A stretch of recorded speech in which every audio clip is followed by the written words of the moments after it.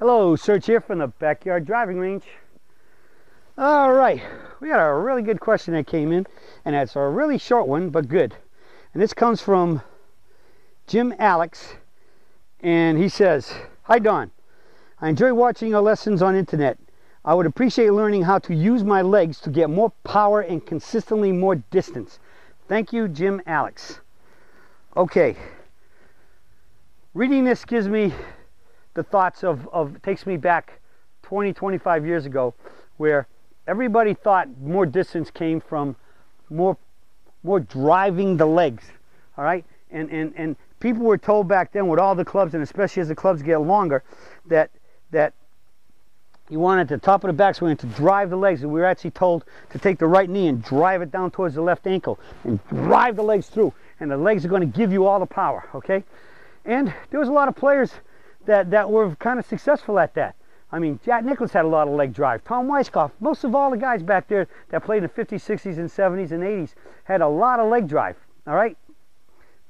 But we're talking, and a lot of good amateurs did it. But there's a lot of movement going on there, and it doesn't take a lot of movement to eventually start getting just a little out of whack, a little out of timing, a little bit too much down, a little too much forward, and the first thing you know, you got a total array of all kinds of shots that can happen, including the dreaded hosel rocket. All right, and that's one I've always felt that of every lesson that just about ever came to me with the problem of hitting hosel rockets, all right, was overdriving. Because if you come over and you overdrive the legs and you sink down, and this knee's driving that way, and you sink down, look where my head's going. It's going forward. I'm getting ahead.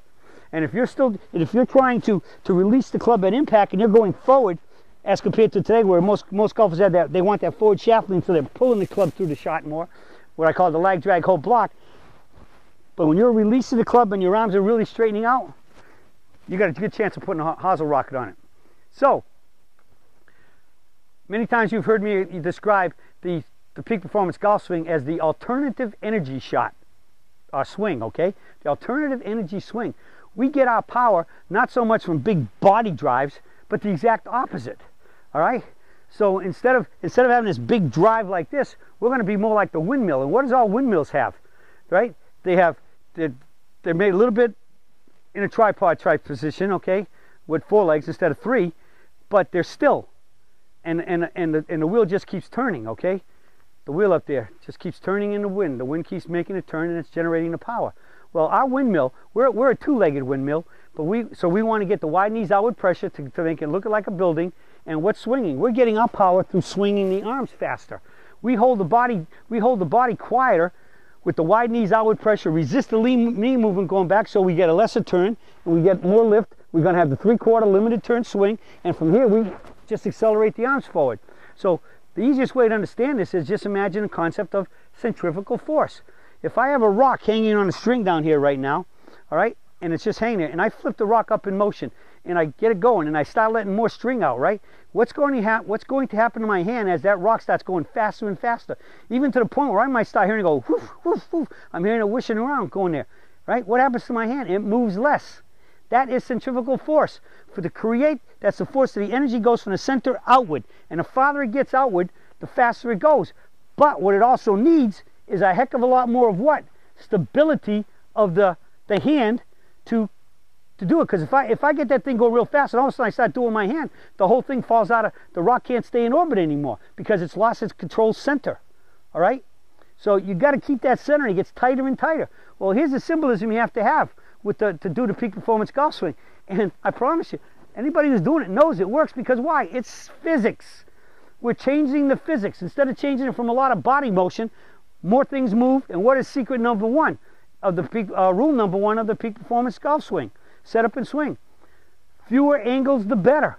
All right? So if you got all this leg drag and everything else going, you got a lot of movement. It's going to be very difficult to keep the knees level, which keeps the hips level, which keeps the spine level, the shoulders, the eyes, and then ultimately the wheel, the club swinging in that nice circle. Okay? So we're going to get the wide knees outward pressure, hold it just a little bit, keep ourselves very stable so we can swing our arms faster.